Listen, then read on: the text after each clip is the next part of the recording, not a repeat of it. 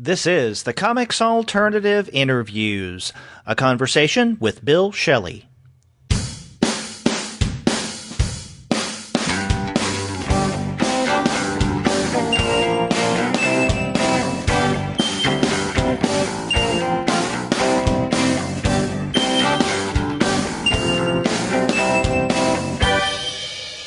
Hello and welcome to another episode of the Comics Alternative Interviews. I'm Derek.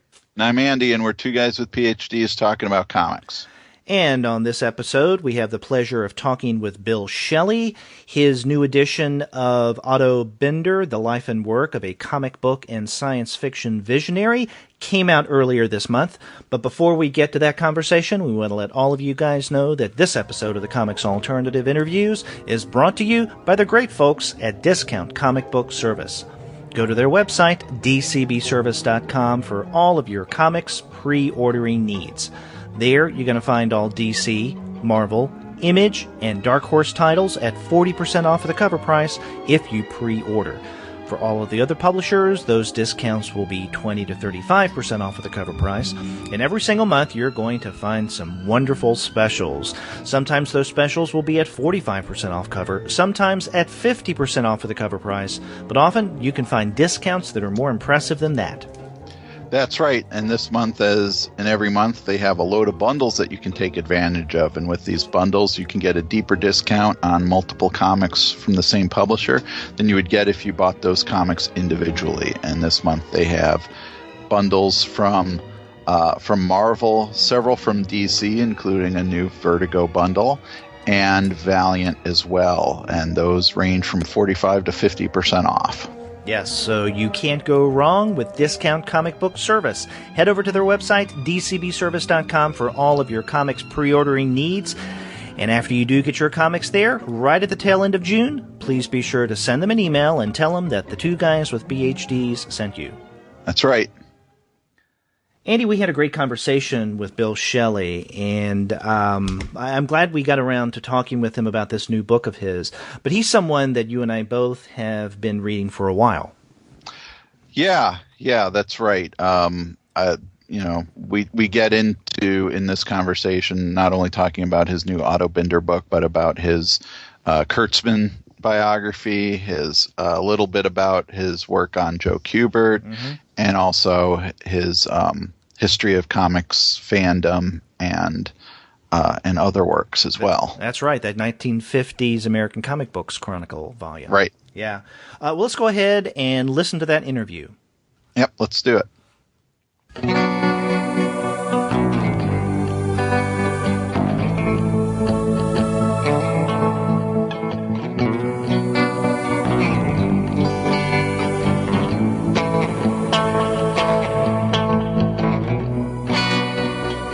We're pleased to have with us on the Comics Alternative Bill Schelly. His new book, Otto Binder, The Life and Work of a Comic Book and Science Fiction Visionary, came out this month from North Atlantic Books. Bill, welcome to the Comics Alternative. Hi, Derek. Thanks for having me on. Hi, Andy. Hi. Well, let's start off with, I guess, maybe a two-part question. I guess the larger one is, what was it about Otto Binder that brought you to his work and life, for this being your first history of an individual comics creator? And then the other part of that is linked to the first question. There's an earlier version of the Binder book. What caused you or prompted you to bring out this new edition? Okay. Well, my personal link to Otto Binder goes back to my discovery of comics when I was 8 years old. And I'm kind of an old guy. I started reading comics in 1960. And at that time, the first comic book I bought or can remember buying was the first Superman annual, which had 6 of the 9 stories were written by Otto Binder. Now, that comic book completely captured my imagination and inspired me and really started my interest in comic books. So if you consider that comic books have been a great joy and have been my whole lifelong study, Binder was the one that got me into that hobby, so there's a strong personal connection right there.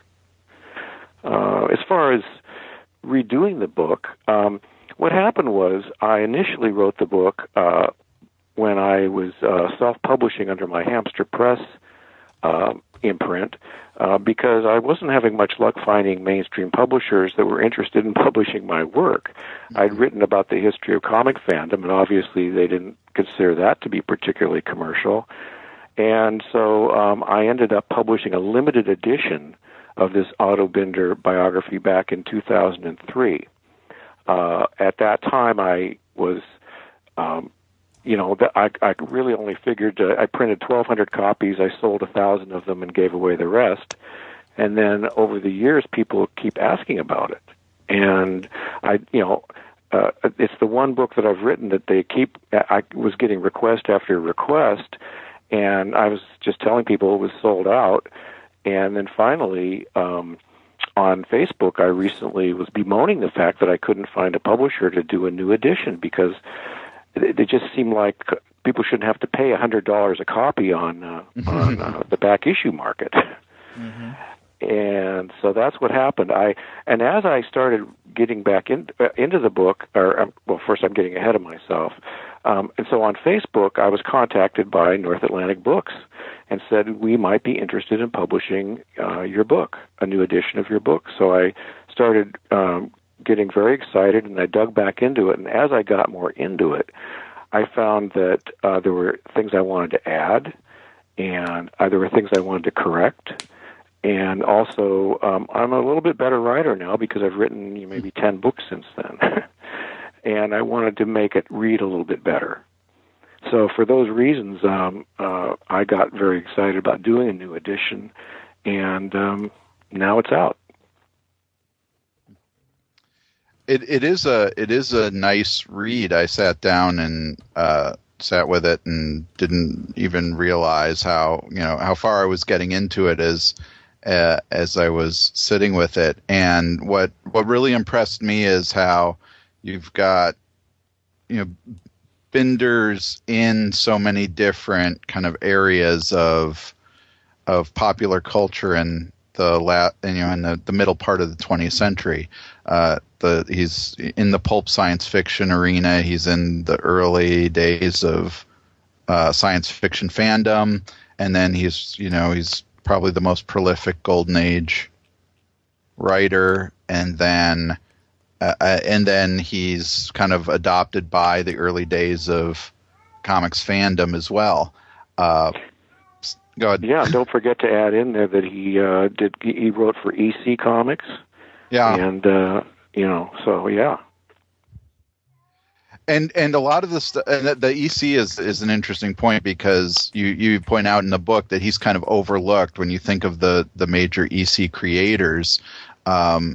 He often doesn't come up, yet he did so many really, really interesting stories and classic stories out of that era.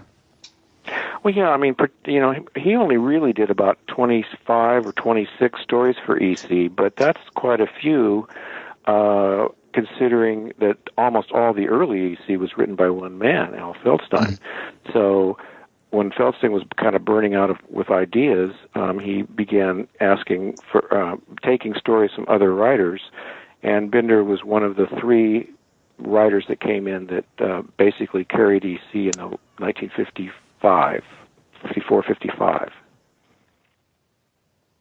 Hmm. Well, and I think one of the other things that I appreciated about the book is that you don't gloss over some of the kind of darker elements of Binder's life as well. I mean, there's the tragedy of the loss of his daughter, but also his own alcoholism, his wife's alcoholism and mental problems, and so on. Those things do get attention, but I think they're also really handled fairly and even-handedly. Well, thank you. Sort of getting back to what you were saying earlier, the book is written almost like a novel. I tried to write it so that it would pull you through. It has a storyline, and it kind of grabs you. And if I'm successful, you have a hard time putting it down. And these elements in his story and his life add a tremendous amount of color to the story, and of course, the death of his daughter, who was only 14, and she was run over. She was killed by a negligent driver, his only daughter, was, a devastating turning point in his life, and somehow he had to find a way to go on. He had to find a way to be creative because he still had to make a living. And ultimately, it did affect his ability. The quality of his work in his writing in his later years was variable, sometimes not very good.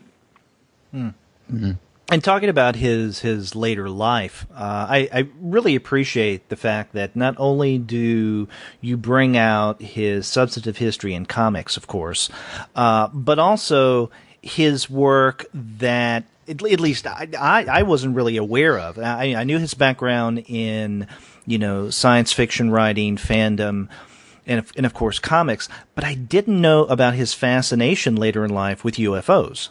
And you devote a good part of the last sections of the book to that. Yeah, just as he devoted a good part of his writing in the latter part of his life to that. Yeah, I did. In fact, that's one part of the book that I increased in this new version. But still, the UFO material is relatively minor compared to everything else. But yeah, he became fascinated with it because he was publishing a magazine called Space World. In 1960, he started his own magazine because, those were the early days of the space race, and he was very excited about that, being a science fiction guy. And he was invited onto radio shows to talk about the, space travel and so on. And inevitably, they would get callers asking about UFOs. And at first, he was very skeptical, and he just said, well, until I see one, I can't say I believe in them. And but over time, as he began reading and finding out more about it, the preponderance of evidence, more or less, began to convince him more and more that UFOs really did exist. Now, I don't think he was ever completely certain, but I think he did believe by the end of his life that they did. So you mentioned that one difference in this new edition is that you added a little bit more material regarding his work with UFOs. What other differences were there between your original 2003 Hamster Press version of the Otto Binder book and the new one? Any new research discoveries, interviews? Well, yes, as a matter of fact. There was one thing that came to light. See, what happens is when you publish a book, people start, you find out all kinds of stuff that you wish you had when you were first writing it. Because then people start writing it. Yeah, people keep sending stuff into you, and it's actually wonderful, but at the same time, it's kind of frustrating because you're going, well, gee, I wish I'd known this stuff before. So, for example, I was able to incorporate a memo that he wrote to the editors at Fawcett Comics in the latter days of Captain Marvel, when he was, he was the primary writer of the Marvel family and Captain Marvel comics for Fawcett in the 40s and the 50s. But in the early 50s, sales were beginning to drop. And so his editors were on him about what can we do to correct this, and they kept saying, come up with new ideas and so on. And so he did come up with like a 6 or 7 part memo addressing what he thought would help. And that memo only came to light later, and I think it's very illuminating and interesting. In addition, I heard from people like his next door neighbor, where he was living all those years when he was writing those things, and the next door neighbor knew Mary, his daughter, and he added a perspective to the whole human story about Otto and Ione and their daughter, and also illuminated some other incidents that happened in the neighborhood when his wife was kind of going off the rails mentally. So there's a little more of the human story there. But in terms of the comics field, what I did was I basically just plugged in a little here, a little there, a little here, and a little there, and just added more depth. And it's not like I completely rewrote the book. It's not technically an expanded edition because I think you have to have 20 or 25% new text to be considered technically expanded. Right. It's not that much. But it's almost 100 pages longer than the Hamster edition in terms of page count. So the print is a little bigger, but still, it's definitely a better book. I feel very strongly it's a lot better book. That's interesting that that you mentioned the neighbor's account being added, because that's one of the more, I think, haunting elements of the story of Mary's death, that, and it really adds a lot to it, that we get this, story of this neighbor who seems like to the point that you talked to him was still haunted by this death, still kept images of her around, and reminded himself of this traumatic event over and over again. Right. I mean, even now he's still got pictures of Mary. This was a neighbor who has pictures of her on his wall, and every year on her birthday he takes a moment to remember her. I mean, this girl was, well, she was very precocious and everything, but basically she was his daughter. That's the main fact. And and also another neighbor who, there was a point where supposedly Otto tried to burn a Christmas tree in his fireplace, and he told everybody that and almost set the house on fire, and the fire trucks were there and everything. And later, this neighbor said, "Look, Otto was a scientist. He knew he couldn't do that. His wife did that, and he was afraid that his wife was going to burn down the house." And so eventually she was committed for periods of time for her mental issues. And it's like I don't really know the exact nature, because I'm not a doctor, and I never got an actual diagnosis of what her problems were. Mm-hmm. But they sound kind of like a combination of depression and something bipolar. Mm. Yeah.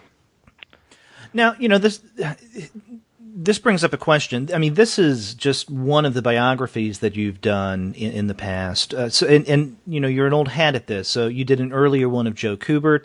Last year, your biography of Harvey Kurtzman came out. And then before that, you even did I think your very first biography was on the silent film comedian Harry Langdon. So in taking a creative figure within the context of the field that they're best known for. So obviously with Binder, it is the science fiction writing and comics. Right.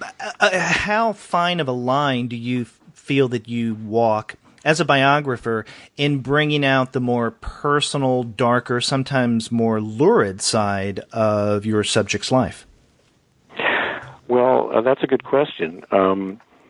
I am not one who wants to kind of roll around in the dirt with things. Like there's a book that Kitty Kelly did on Frank Sinatra, and I wondered if Kitty Kelly would come up. Yeah. Yeah. Frank Sinatra couldn't pat a little boy on the head without having an ulterior motive in that book. So but it is interesting because I did kind of grapple a little bit with how much I should talk about some of Binder's personal problems, but I felt like the whole point of a biography is to talk about how their life influences their work and their work influences their life, and how each informs the other. And so it is important to do that. At the same time, you don't want to fall into the trap of being an armchair psychologist and trying to figure out, well, he must have been thinking this because of that, or people get too far into that, and I don't believe that you should go far beyond just stating the facts as they are known, and as you feel you strongly, have a strong conviction that you understand something, rather than just psychoanalyze your subject endlessly.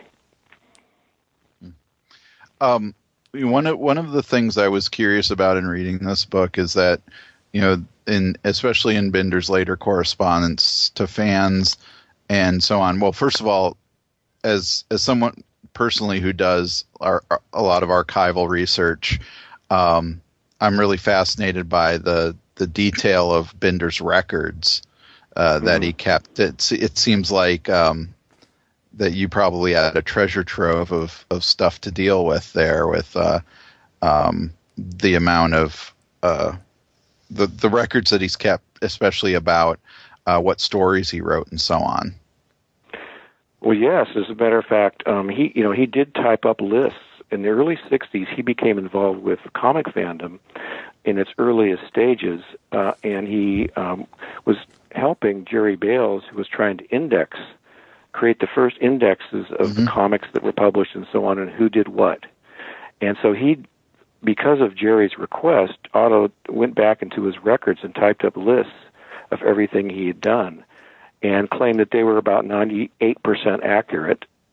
And I have that list. It's 75 pages long, and I've got the original. And wow. It's a great tool to have, let me tell you. And then I discovered stuff that Otto had given many of his papers to a science fiction fan named Sam Moskowitz, who was like kind of the historian of science fiction fandom. And when Moskowitz died, he gave his papers, including the things Otto had given him, to Texas A&M University. And that's where I found, for example, Otto actually wrote an autobiography that was never published. I found letters, correspondence between him and Earl, his brother, who was his collaborator on his science fiction stories at first, and other things that were in there that were just invaluable to me. I mean, I really kind of lucked into great material, and so that's a big part of any book like this, is having that material, so you get the feeling that you really know that person because they're speaking in their own words. When you're reproducing a letter they wrote, that's their own words. Yeah, and that with credits in Golden Age comics being so sparse to begin with, the fact that we can know to some degree of certainty which stories Binder wrote, and the fact that he wrote such a significant percentage of the Captain Marvel stories for Fawcett and Marvel Family in general, and other stuff that that's a huge kind of gap in knowledge that's filled in there. It is, and he came along at when comics were commercial comics were just getting started. He was in about 1940, 41, 42, and so he didn't have people to look back on and see what he was, to have an example of what had been done before. Mm-hmm. And actually, if you'll permit me, I'd like to read a quote by Alan Moore about this, because I called Alan and I asked him if he had anything to say about Otto Binder, and he was more than happy to say this. Otto Binder was a kind of titan, a precursor of the gods, because he came up with basic primordial forms that later writers would perhaps polish to a greater luster. But Binder hewed them out of solid rock. He was mining the raw material. And I just think that's a great little quote because it's so true. And so he wasn't reinventing the wheel, he was inventing the wheel, kind of. Mm-hmm. I think that helps a lot, too, with some of the stuff you talk about later in the book, too, where Binder is skeptical about trying to recapture the feeling of Captain Marvel in the 70s, and even in trying to do other comics with C.C. Beck, for example, that Binder points out the problems with that being primarily that it's like, it would be in a sense like capturing lightning in a bottle, right? That old, the time and the place that Binder was doing those original stories, and what you just said from that Moore quote seems to point out that there was this confluence of timing, talent, and other circumstances that are what made those Captain Marvel stories what they were, and that you can't do that again. You can't recapture that again. You cannot. It's like these attempts to redo the spirit. I mean, when you've got people as good as Darwin Cook and so on, the late Darwin Cook, you have some very good work. It's just that it's not Eisner, because and of course you can't really fault them because they're not Will Eisner. But the point being that really to bring back the magic of the spirit is you just can't ever bring back that magic. You have to do something new out of it. And so when they tried to bring back Captain Marvel, DC did in 1973, they brought back Clarence Beck to draw it, the original artist. I mean, Beck did design the art. He co-created Captain Marvel. But I don't think they even asked Otto because he was out of comics at that time. But they took it and they did some very bad comics, I think. But as Otto said, even if he'd written them, I mean, you just can't go back and capture that magic because there was an innocence to the original stories that he did in the 40s. Because it was a more innocent time. It wasn't a time of doubting our nation. It wasn't a time of the self-critical things that happened in the 60s, which should have happened over the Vietnam War and so on. So it was just a very different time. You can't go back, and he knew that. It always seems so weird to me to look back on those 70s Shazam comics and think, here's Denny O'Neil writing these, and Denny O'Neil, who was able to capture the 70s zeitgeist in his in his comics writing, is totally out of place writing these Captain Marvel stories. Right, and I don't. It's hard to understand how wrong to convey how wrong-headed they are until you really put them next to the originals. And you just they really didn't even make a credible attempt. Eventually, they decided. I think it became clear they couldn't recapture that, and Beck left, and they just had other artists do them. And it was like, okay, this is a new version. It's not trying to be like the old one. Yeah. Yeah, it's interesting. My introduction to Captain Marvel was the O'Neil Shazam. I mean, I remember those as a kid. So, but and then in various reprints and whatnot, trying to dig back before I became aware is I remember finding, I can't remember how, some of those older stories of Captain Marvel and really appreciating that. But again, my first exposure was quite different, Bill, from yours. Now, you mentioned that one of the things that really strikes you about Otto Binder is the fact that he was there when things were really taking off when it comes to the comics in the very early 1940s. You also make very clear in the book that he was in the right place and time for, let's say, a golden age of comics fandom, right? And you even devote a chapter to Binder and his relationship with his fans, appropriately titled Binder in Fandom Land. And, I mean, he was there from the very beginning. Now, I'm curious, at what point in your almost lifelong appreciation of Otto Binder did you discover that he had such a close connection with many of his fans, especially given your history and your work in classic comics fandom? Well, that's a very good question, and it's I can really pinpoint it because what happened was, as I got more interested in comics, comic fandom was kind of rising up in the early 60s, and I discovered it in 1964. And that almost the same month that Alter Ego fanzine published an article about the Marvel family and Otto Binder. It's their 7th issue. It's an article called One Man's Family, and it was written by Roy Thomas. And I got that fanzine when I was, I guess, 13, and I read it, and that was when I discovered who Captain Marvel was. I had no idea. And then in that same issue, there's a long letter from Otto Binder talking about the days of writing those comics. So right there, as soon as I got into fandom, there was Otto there right again, for me. And so the connection continued. Was that one of the reasons you decided to make him the subject of your first comics biography? Yes. And actually, Roy was part of that. I was actually planning through Hamster Press to I wanted to do some books about writers of comics, because so far at that time, almost all the books had been about artists. And naturally, it's such a visual medium, but the writers can get neglected. And I was talking to Roy on the phone about that, and he said, well, a book on Otto Binder would be really great. And so he suggested the idea. So the guy that wrote that article back in 1964 suggested it in, 2001 or 2002.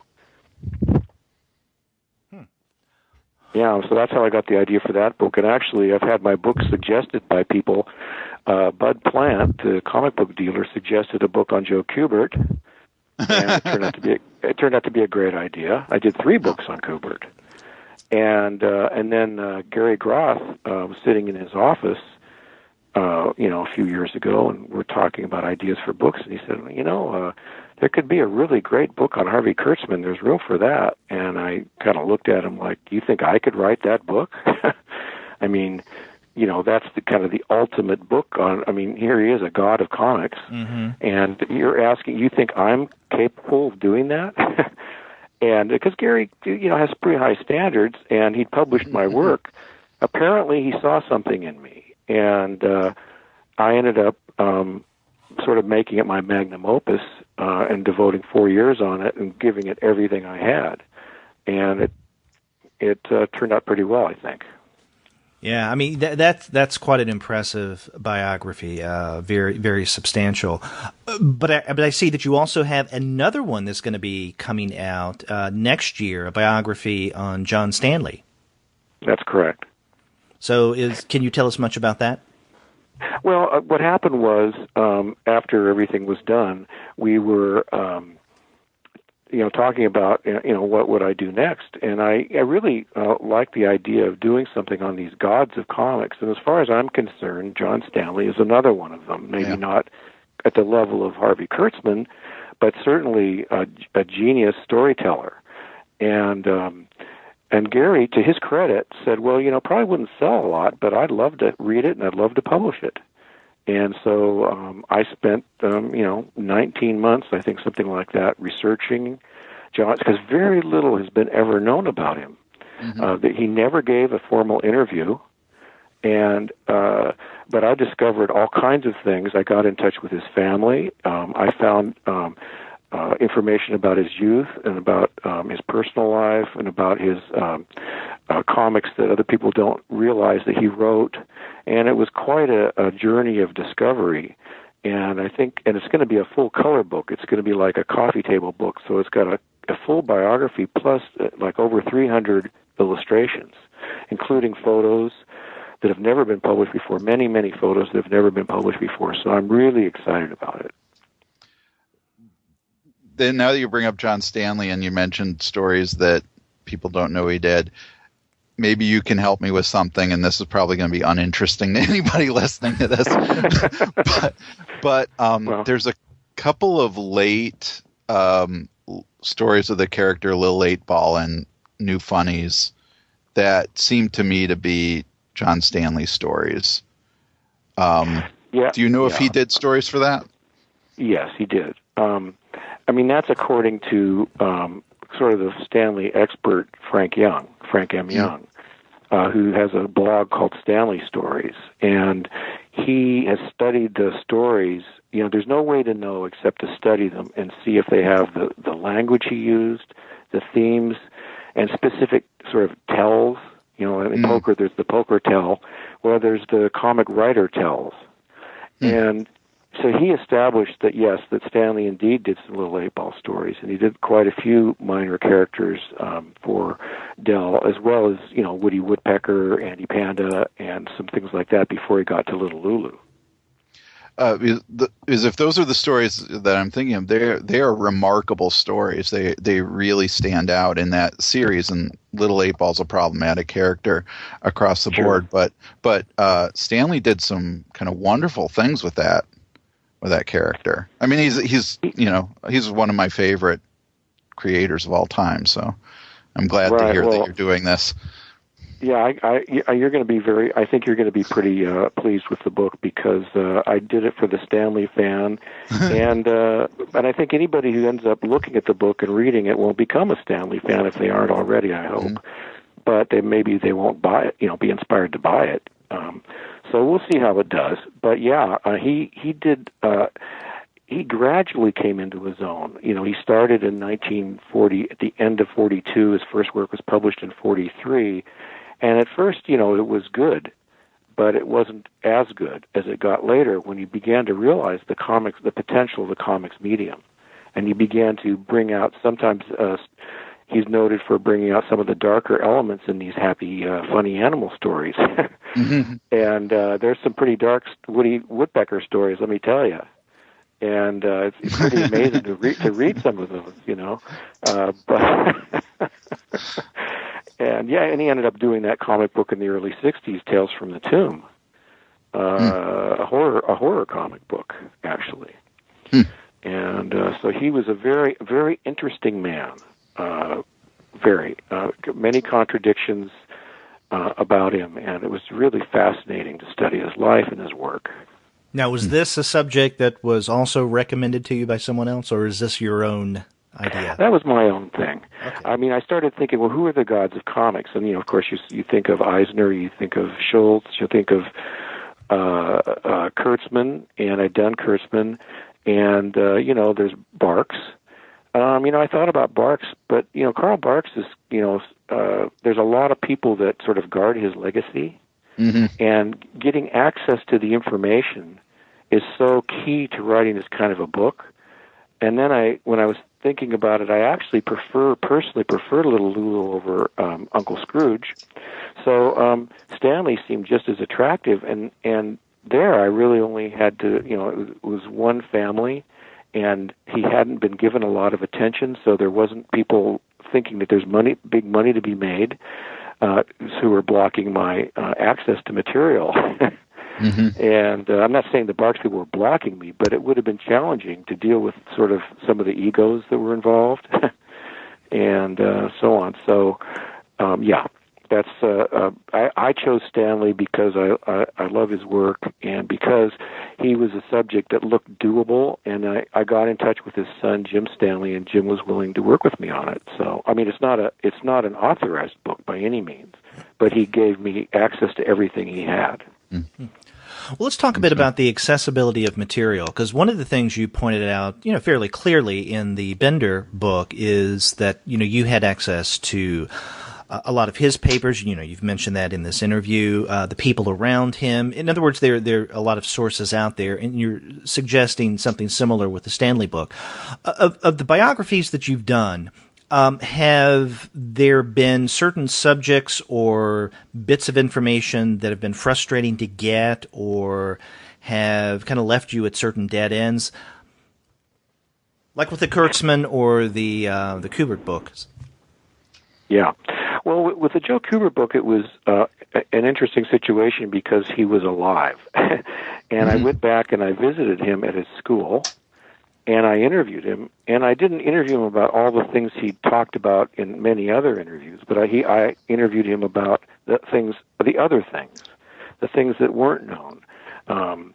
And so I was able to get a whole lot of information straight from the horse's mouth. And of course, you have to realize and take it with a grain of salt that it's being given by the person who you're writing about, and so of course there could be another side to the story. But I had wonderful access. I interviewed his sons, I interviewed his wife, and so that was just a completely open door. And he asked to look at the manuscript, but they came back with like two tiny changes, like a fact here and a fact there, and that was it. So, I really had a lot of freedom, and at the same time, he wouldn't go out, and he's not going to go out and sign copies of it or publicize it because it was my book. It wasn't his book. But he was fine with it, I think. And but with other projects, it just depends. In this case of John Stanley, it was that his son didn't know an awful lot about his dad because he wasn't born until his dad was like 50. And so, but his dad was almost out of comics by the time he was old enough to realize that he was in comics. He has memories of watching his dad draw comics when he was 8 or 9. So I had to get earlier information about Stanley's life from his niece and other people that could do that. And it's quite a difficult job filling in the blanks, but at the same time, a biography in a book like this with all that artwork it couldn't be as long as the Kurtzman biography.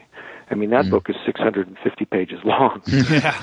and the Stanley biography is, it couldn't, just by design, the kind of book it was going to be wasn't going to be an 800-pound gorilla like that.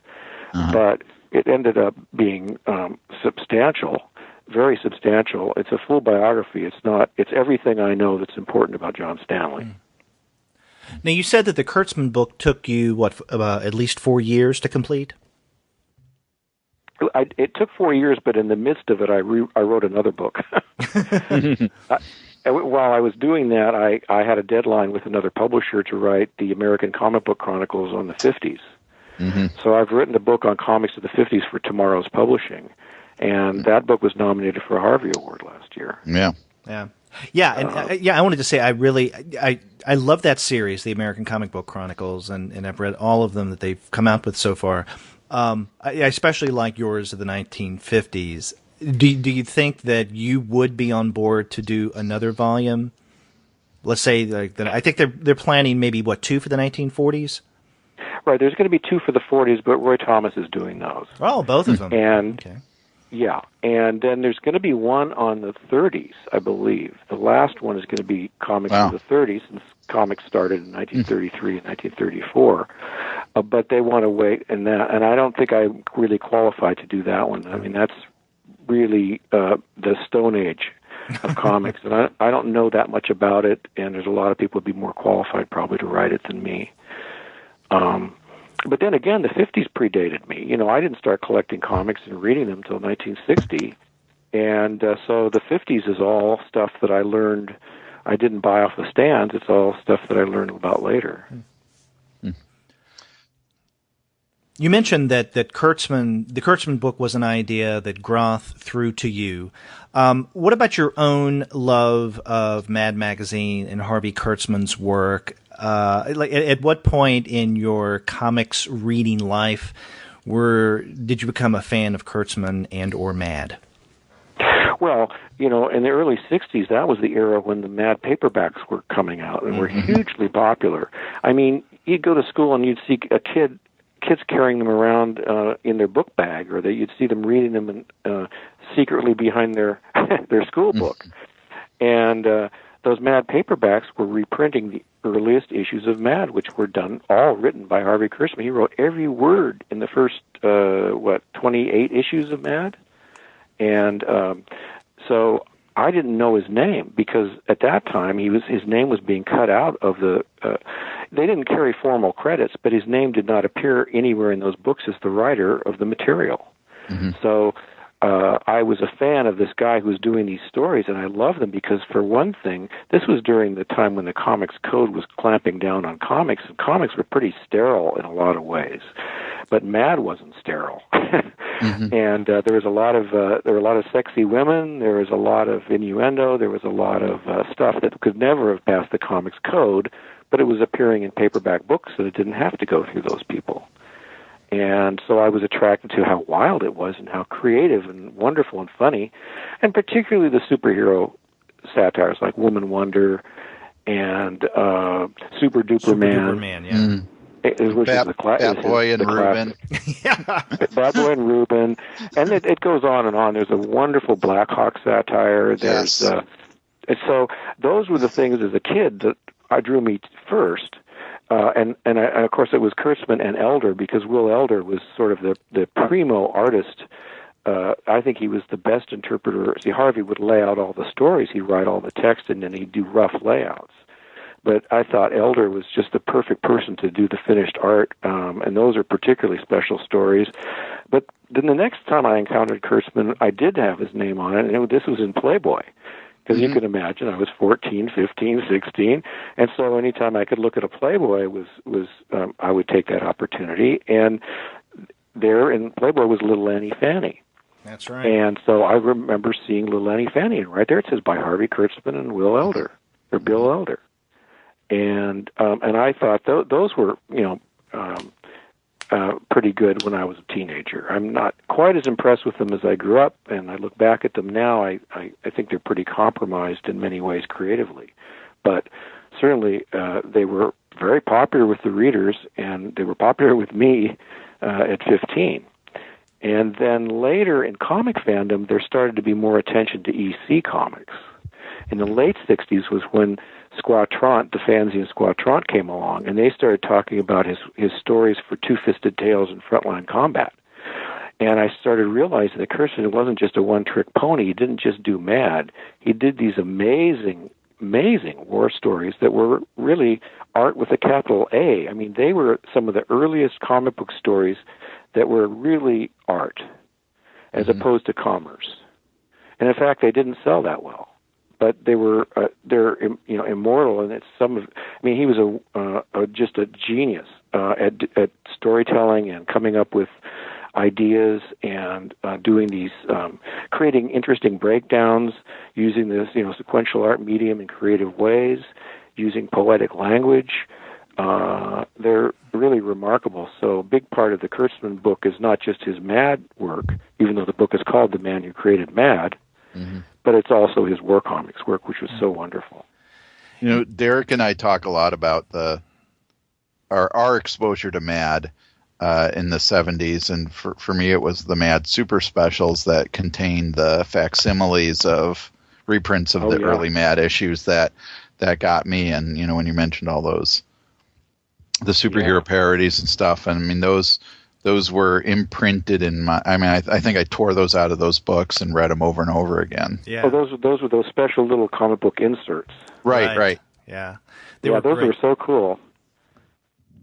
Yeah, I don't know if Mad does anything even approaching that right now. I mean, of course, now they're owned by DC and they're kind of defanged, but yeah, I don't know if they did, but they certainly recycled that material. I think in fact, there was recently a Mad Archives that prints the original issues of Mad in full color, beautifully reproduced.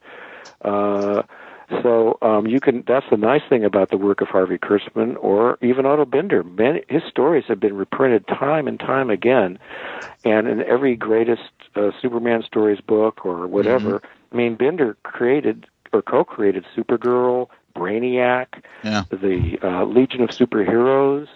I mean, these are no small creations in the history of comics, and also Crypto and some of the other things that people laugh at, but they were important characters in their day. And his imprint on the Superman mythos means that many of the stories that they reprint from his classic days were written by Otto. So his work is relatively available as well.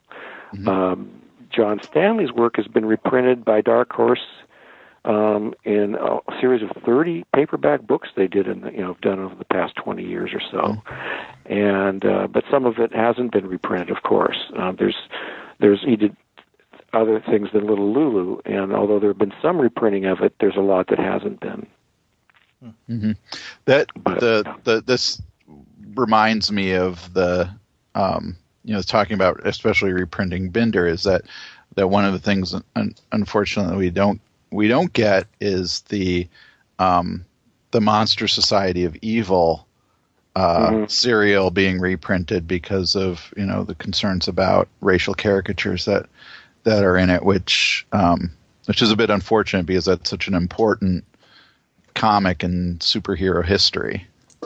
Yes, and and it's too bad because the character you're referring to was named Steamboat, and Steamboat was such a minor character. He didn't need to be in those stories.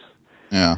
So it's too bad because he's so minor, but yet it certainly would make it very difficult to sell those stories today. Well, one of the things that you have in the Kurtzman book, as you also have in the Binder book, is the more human side of the creator, not just the artist himself. And with Kurtzman, it was. I mean, you point out a number of times his, let's say, less than stellar business sense, or at least his bad timing, if we want to be a little nicer about it, and also his work ethic, which, while admirable, tended to really rub a lot of people in a negative way. And I'm not sure your question. Well, I mean, the fact that you bring this out, I mean, with Binder, there was, of course, the tragedy with his daughter, and then his wife's situation, his alcoholism, and how that may have contributed to his creative output later in life. But with Kurtzman, it was, I gather this from what I've read in the Kurtzman book, that it was his business sense and, in fact, the way that he engaged with others, his demands as an editor, that while admirable, could also arguably be part of his downfall. I mean, is that accurate? Well, I think that if you could pinpoint anything for his downfall, it was his relentless effort to not repeat himself and to want to do something new. So, for example, if he had stayed with Mad, there's no way he would have had the Mad fold-in on every issue for the next 40 years, much as he loved Al Jaffe, because Kurtzman always wanted to change things and to improve things. And so, certain commercial demands that gets in the way of certain commercial demands, because obviously, if something's working, why change it? It can be the point of view of some people, but Kurtzman would say, well, just so that I can stay interested. But getting back to his personality as an editor at EC, there's no question that he was an extremely demanding editor, and there are a lot of people at EC that didn't probably want to work with him because he could be that demanding. But all the people that he did work with, Jack Davis and so on, almost all of them believed that they did great work when they were working for Harvey, and it was worth it. Nobody was saying there's only one person that ever quit in a huff, and so to speak, and just said, "I'm out of here," and that was John Severin. Mm-hmm. Mm-hmm. And Severin and him just got into some kind of a personal argument, though. I think it was more personal.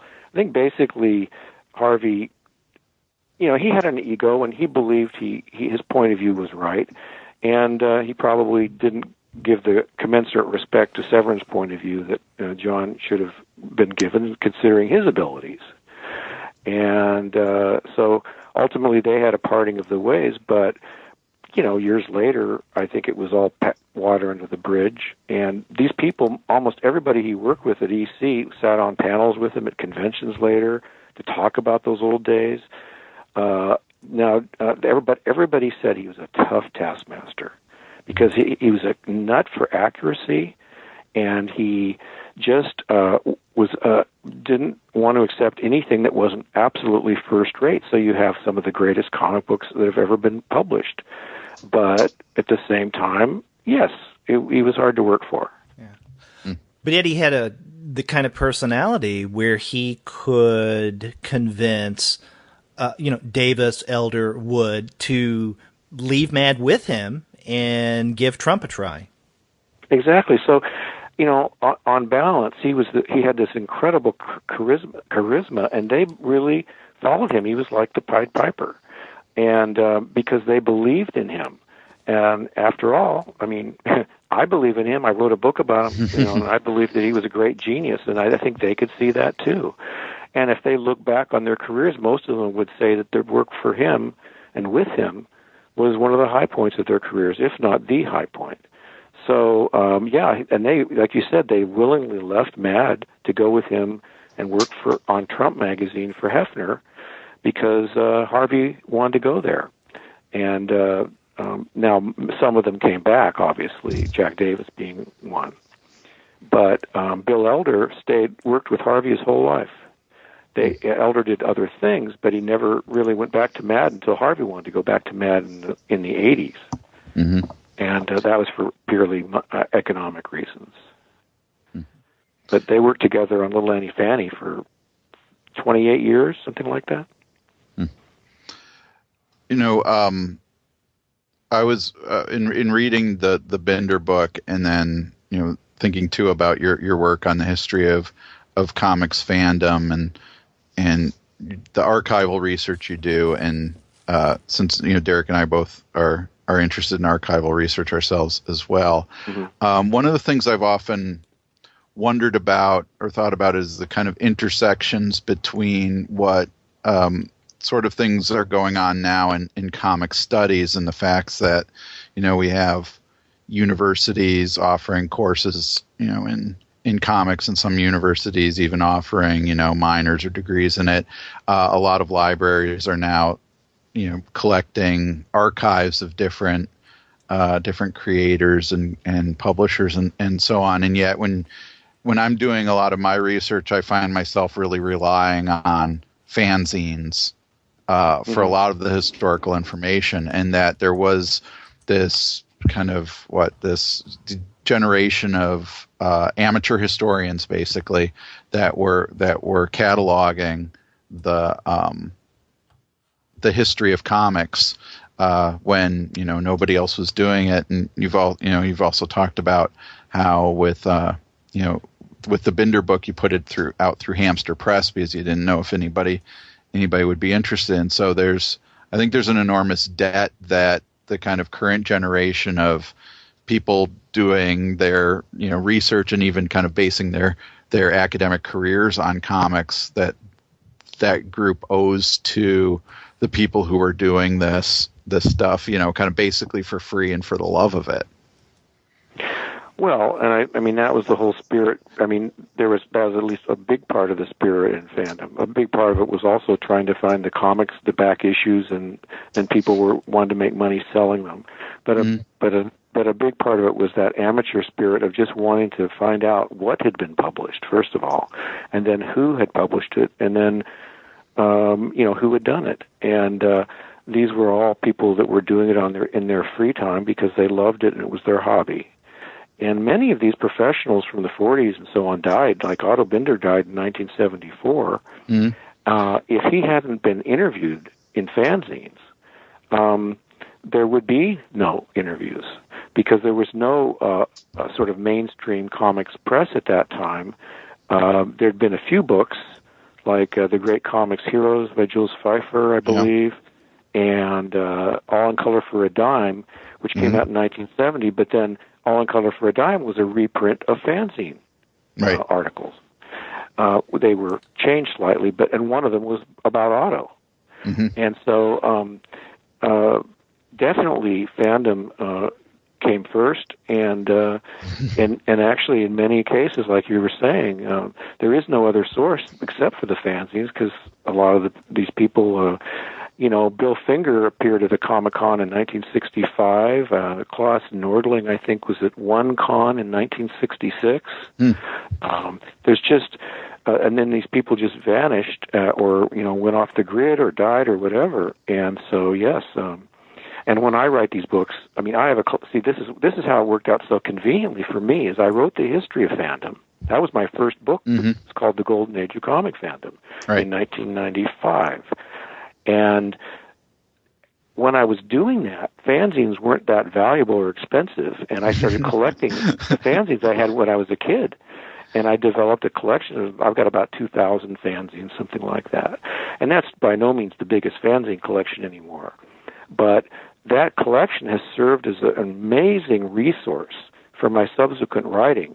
Because, I mean, if I decide to write a book on Harvey Kurtzman, I can go back there and pull the issues of Squatrant, I can pull this, I can pull that, and it's just been invaluable. That actually also reminds me of one of the more fascinating parts of the Binder book for me was that scene later in the book where I think it's four different fans go to visit Binder, including Tom Hagen, who is probably most famous for the Rutland, Vermont, or Tom Fagan. Is that right? Fagan, yeah. For the Rutland, Vermont Halloween parade. Right, and he was visited, and along on that visit was Frank Miller. Yeah, right. Frank Miller, right. Yeah, 16 or 17-year-old Frank Miller was tagging along.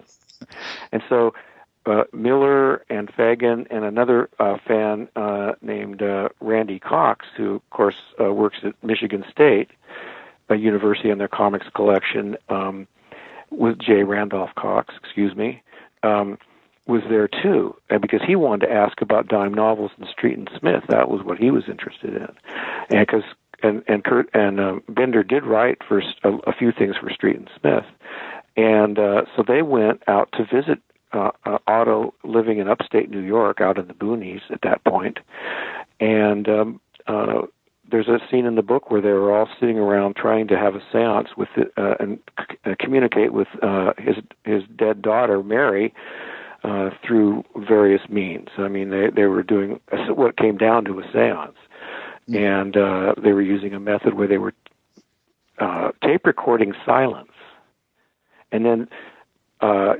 you supposedly, if you played it back a certain way, you could hear spirit voices, and I mean, this is how tortured Otto was by the death of his daughter. But anyway, here was that they were, these fans, and fans would regularly make sojourns out to visit him and interview him. So, there were some fans that came over from Sweden just to interview him. Maybe they didn't come over just to, but they were from Sweden, and they came to America and they interviewed Otto Binder, and that's all I know that they did. And then other fans made their way up to Chestertown, New York, and Otto was living in a little house tucked away in the woods. For a figure like Binder, who's spent, as you point out in the book, so much of his day hammering out thousands and thousands of comic book stories and paperback science books and articles and science fiction books, it is a fascinating biography, and it really kind of, when kind of you think about how a person like that spent their days, you might not think that there's a lot to say about that, but there is, and it is pretty fascinating. Well, thank you. And as you point out, he spent a lot of time doing it in his pajamas and bathroom. Right. I think one of the last lines in the book is he spent the better part of his life sitting in a room writing words of wonder to entertain millions. Right. Something like that. Like that. And that's the point, is that, his impact was tremendous, and his fingerprints are all over the history of comics. He wrote for Creepy and Eerie. Mm-hmm. Right. He wrote Captain America stories in the 40s. So this book is a lot more interesting, and people have told me that although they don't really know that much or wouldn't necessarily care about Otto Binder, once they started reading, they got really interested. So I think it does have potential to be interesting to people who might not think it would be up their alley. Yeah, I mean, that's one of the things that I really took away from this book, in that, I mean, I knew Otto Binder for Captain Marvel. I knew Otto Binder for his work with the Superman titles, the Superman family titles, but I really didn't know a lot of this other lesser-known side of, or sides of Binder. For instance, you mentioned writing for Creepy, his interest in UFOs later in life, his work with EC. So, a lot of those things, tend to get either fall through the cracks or get overshadowed by his work with Captain Marvel and the Superman family.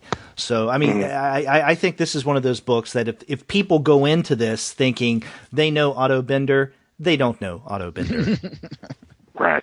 And also, I think they're going to enjoy meeting him, because despite all this talk about his issues and problems, Otto was a wonderful guy. Yeah. I mean, he was a warm, caring, loving man, and so you get to know him and care about him.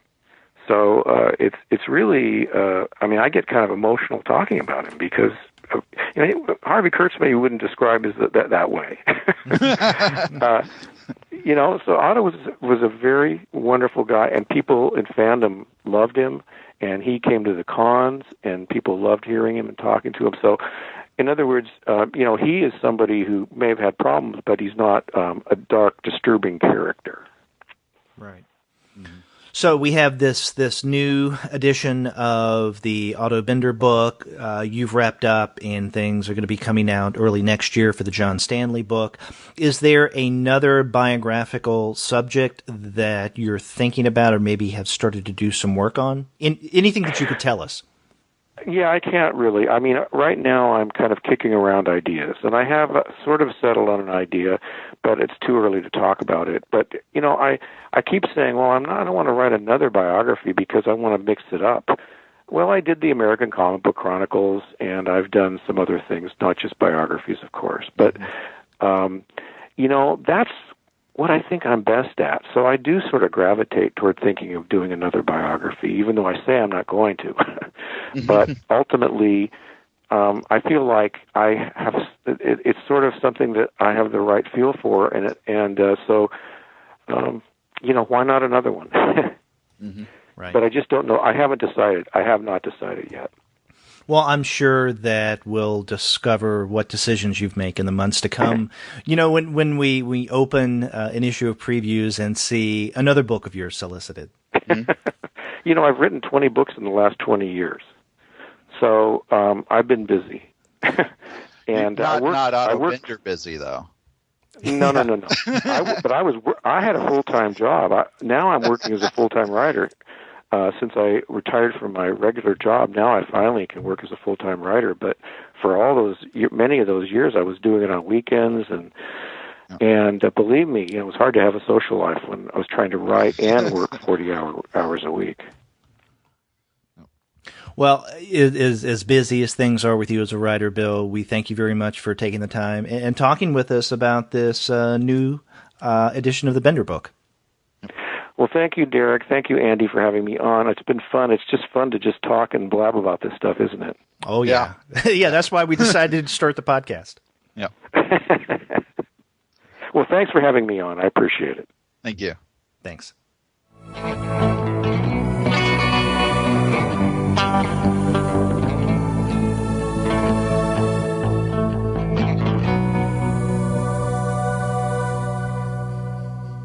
Well, that was a fun interview, and like I said in there, I really appreciate quite a bit the work that Bill does as a historian and biographer of comics. That that is something that all of us who do comic studies are indebted to and benefit from. Exactly. I think that's invaluable research that he does. Another thing that comes out in these books as well is that they're very readable. Yes. With the Bender book and then with last year's Harvey Kurtzman book, you pick them up and before you know it, a couple of hours have gone by. He does tell a very coherent and very readable narrative in pulling together the various pieces of creators' lives. Yeah. He describes in the interview the Binder book as kind of that he wanted to structure it like a novel, and I think that was successful. So, those of you who've listened, people who've listened to the interview and come out on the other end here, I'd really highly recommend this book if you're interested in the history of comics, history of science fiction, but also, in general, just 20th century popular culture. That's right.